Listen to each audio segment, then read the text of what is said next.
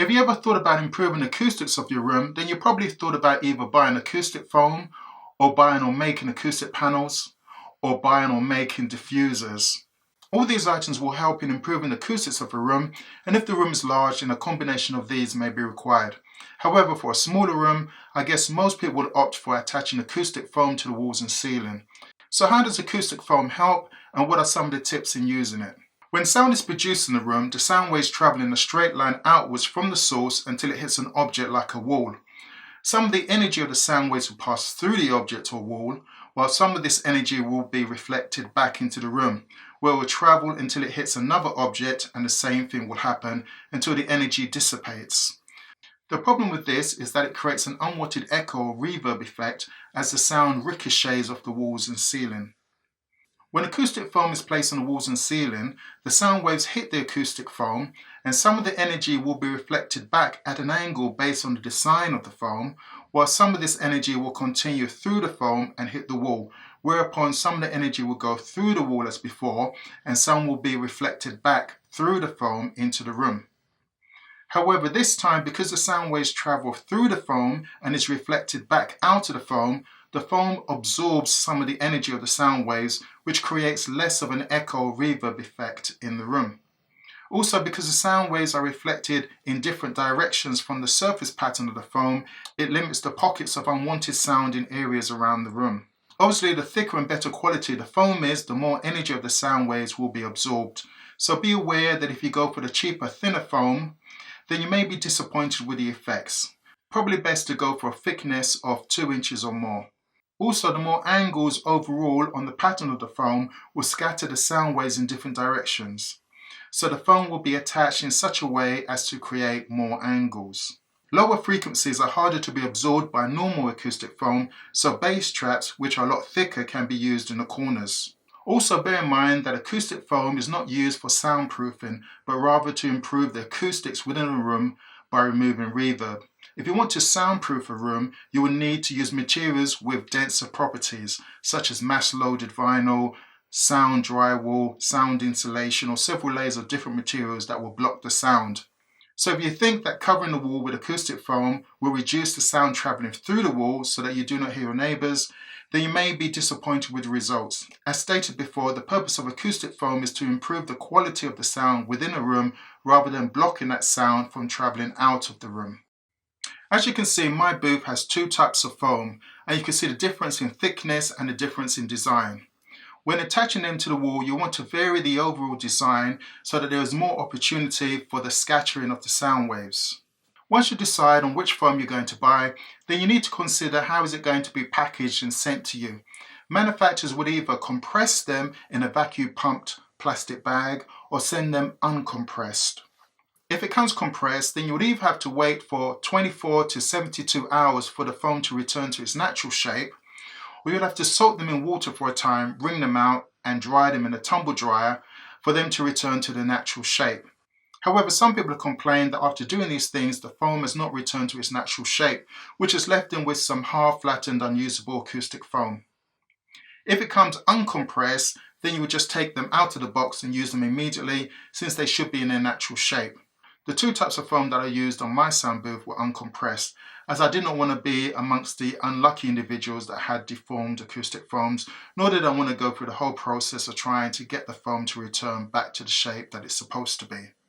Another important thing that you need to check is whether the foam is fire retardant or not, especially if you're going to use a lot of foam in a room. Other things to consider are that acoustic foam may not be all of the same shade of color. So when you attach them to the wall, it might be noticeable that some of the foams are a different shade than others. Also, over time and exposure to sunlight, you may find that the color of the foam changes. Some people have complained about the smell of the foam, and lastly, some of the foam may not be the same dimensions as the others. So when mounting them, the edge may not line up exactly, which means that you might have to squeeze or squash certain foams to get them to line up. If you're happy with the foam, then the next thing to do is to consider how you're going to stick them to the wall and ceiling in such a way that you can remove them later and reuse them. Also, you do not want them falling off the wall and ceiling within a few days, and you do not want to damage your walls. You will also want to know how to cut them so that you can fit them in awkward places. Some manufacturers suggest that an adhesive spray should be used to coat the back of the foam so it sticks to the wall. However, this will cause a problem if you want to take the foam off later and reuse them, because the glue will cause chunks of foam to rip off and remain stuck to the wall, meaning that you'll also need to redecorate.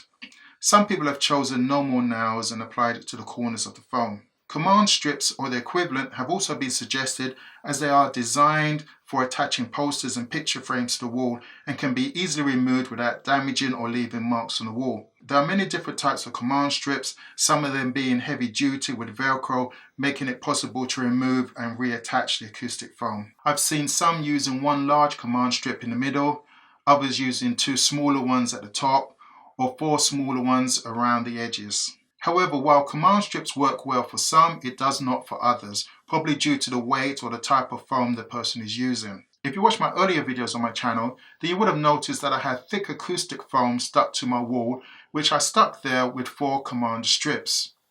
If you watch later videos, then you'll see my wall covered with sheet music and the acoustic foam was gone because they kept falling off the wall. Sometimes I would come home and find the command strip stuck to the wall and the foam on the floor. At other times, the command strip would also come off the wall with the foam. In the end, I got fed up with it and put it back in its box. I think the main problem is that command strips do not stick well to foam. So some people have placed a backing on the foam and placed the command strips on the backing so it's not directly in contact with the foam. Some have attached cardboard to the back of the foam or heavy duty duct tape. I've even seen someone who used a felt part of Velcro and stuck that to the foam and attached the command strip to the felt. The point is that there is something attached to the back of the foam before attaching the command strip. Others have used double-sided tape, such as the ones to stick down carpet, but again, if it's directly attached to the foam, it may cause some problems. Alternatively, I've seen someone use Gorilla mounting putty or equivalent, which you put on the 4 corners and stuck the foam to the wall.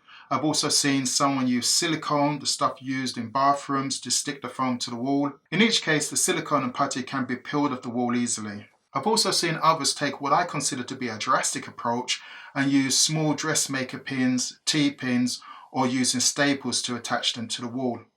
This is a quick way to attach the foam to the wall, especially if you're using a wedge design, but it will leave small holes in the wall, which some may consider acceptable, since according to them, it is barely noticeable. However, there may be problems when removing the foam, especially with the staples, because if you pull the foam off, the staples will leave small rips in the foam. In my case, I stuck strong duct tape to the back of the foam and then used double-sided carpet tape on the duct tape. This meant that the double-sided tape was not in direct contact with the foam. This did take a long time to prepare, but I did it while watching TV. Cutting the foam can be a problem, as you may end up with a jagged edge.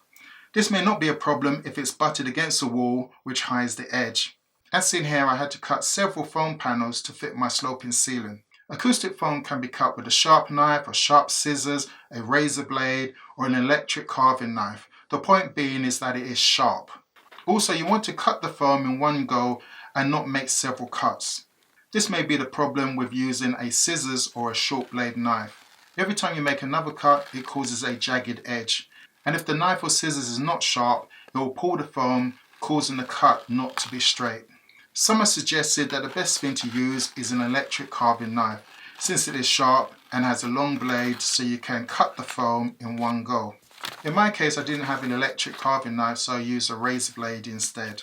I was able to cut through the foam after some practice with ease, as it cuts through the foam with little movement and little pulling of the foam.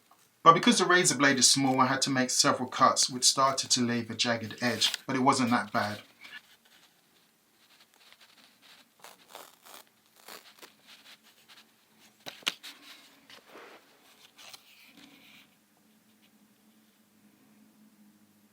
Lastly, if you're putting up acoustic foam for a recording studio, then you may need to put more thought into it as to where to place the foam, or whether you're going to use bass straps, or whether you're going to use acoustic panels to deal with more frequencies.